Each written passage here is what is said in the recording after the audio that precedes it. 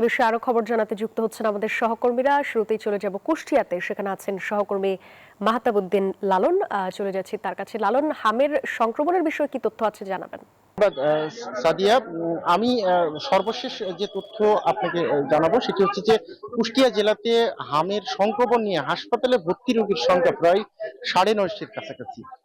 এবং এখন পর্যন্ত জেলাতে ৮ জনের মৃত্যু হয়েছে বলে সিভিল সার্জন নিশ্চিত করছেন। তিনি বলছেন যে দীর্ঘদিন ধরে হামের যে টিকাদান কর্মসূচি সেটি বন্ধ থাকার কারণেই মূলত হামের উপসর্গ বা লক্ষণ নিয়ে হাসপাতালে রোগীর সংখ্যা বাড়ছে এবং ইতিমধ্যেই কিন্তু এই বাড়তি রোগীর চাপ সামলাতে কুষ্টিয়া জেনারেল হাসপাতাল এবং কুষ্টিয়া মেডিকেল হাসপাতালে একটি করে ওয়ার্ড হাম আইসোলেটেড ওয়ার্ড হিসেবে ঘোষণা করা হয়েছে, যেখানে হামের উপসর্গ বা লক্ষণ নিয়ে যেসব রোগীরা হাসপাতালে আসছেন বা চিকিৎসকের শরণাপন্ন হচ্ছেন তাদেরকে ভর্তি রেখে চিকিৎসা দেওয়া হচ্ছে। পাশাপাশি কুষ্টিয়া জেনারেল হাসপাতালে আরো একটি ওয়ার্ড প্রস্তুত রাখা হয়েছে যাতে করে বাড়তি রোগীর চাপ সামাল দেওয়া সম্ভব হয়।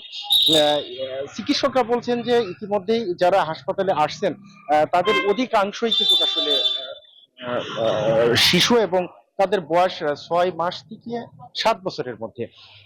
শিশুদের আক্রান্ত হওয়া বা সংক্রমণ নিয়ে হাসপাতালে ভর্তি হওয়ার ব্যাপারে চিকিৎসকরা বলছেন যে যেহেতু টিকাদান কর্মসূচি বন্ধ ছিল, তারা ধারণা করছেন যে হামের উপসর্গ বা হামের যে লক্ষণগুলো রয়েছে সেগুলোর কারণেই মূলত আসলে এই শিশুরা বেশি সংক্রমিত হচ্ছে এবং হাসপাতালে আসছেন। ইতিমধ্যে চিকিৎসার ব্যাপারে যদি বলি, চিকিৎসা নিয়ে আসলে চিকিৎসকরা যদি বলছেন যে যাদের শরীরে হামের উপসর্গ, বিশেষ করে সর্দি, ঠান্ডা, কাশি, জ্বর বা র্যাশ জনিত যে সমস্যা, সেই সমস্যাগুলো দেখা দিয়ে মাত্র বিশেষজ্ঞ চিকিৎসকের পরামর্শ নেওয়ার কথা বলছেন।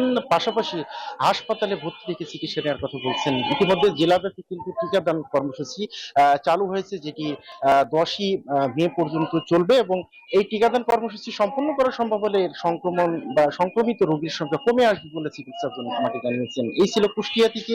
ফিরে যাচ্ছি ঢাকাতে, সেখানে অপেক্ষা করছেন আমাদের আরেক সহকর্মী ইমন। ইমনের কাছ থেকে জানবো সেখানকার সর্বশেষ পরিস্থিতি। আমি মহাখালীতে আছি। মহাখালীর ডিএনসিসি হাসপাতাল, যেটা আসলে কোভিডের সময় কোভিডের বিশেষায়িত একটি হাসপাতাল নামে পরিচিতি লাভ করেছিল, এখন বর্তমানে হামের প্রাদুর্ভাব ছড়ানোর পরে এটি আসলে হামের বিশেষায়িত চিকিৎসা এখান থেকে দেয়া হচ্ছে। যদি স্পেসিফিকভাবে বলা চলে যে এখানে আসলে হামের যারা আছেন, হামে আক্রান্ত যেসব শিশু আছেন বা হামের উপসর্গ নিয়ে যারা আসছেন তাদেরকেই মূলত এখানে ভর্তি দেওয়া হচ্ছে, তাকে যাচাই বাছাই করা হচ্ছে। এরপর যদি অবস্থা ক্রিটিক্যাল দেখা যায় বা চিকিৎসকরা যদি মনে করেন যে আসলে তাকে ভর্তি দেওয়া প্রয়োজন, সেক্ষেত্রে এখানে ভর্তি দেওয়া হচ্ছে। তবে একটি বিষয় আমি বলে রাখতে চাই, সেটি হচ্ছে অভিভাবকরা কিন্তু বেশ হয়রানির শিকার হচ্ছেন বিভিন্ন জায়গায়, বিশেষ করে যারা ঢাকার বাহির থেকে আসছেন। ঢাকার বাহির থেকে এসে জায়গা না চেনার কারণে শিশু হাসপাতালে যাচ্ছেন, শিশু হাসপাতালে জায়গা পাচ্ছেন না, আমাদেরকে অভিযোগ করেছেন। এরপর ঢাকা মেডিকেলে তো আসলে হামের চিকিৎসকদের হামের চিকিৎসা দেওয়া হচ্ছে না, কারণ হাম একটি ছোঁয়াচে রোগ, যার কারণে যদি হামের চিকিৎসা দেওয়া হয় সেক্ষেত্রে একটি বিশেষায়িত ইউনিট প্রয়োজন বা বিশেষায়িত জায়গা প্রয়োজন, যেখানে আসলে হামের চিকিৎসা দেওয়া যাবে। এই ছিল মহাখালী থেকে আমার কাছে সর্বশেষ তথ্য। ফিরে যাচ্ছি স্টুডিওতে। ইমন, ধন্যবাদ আপনাকে।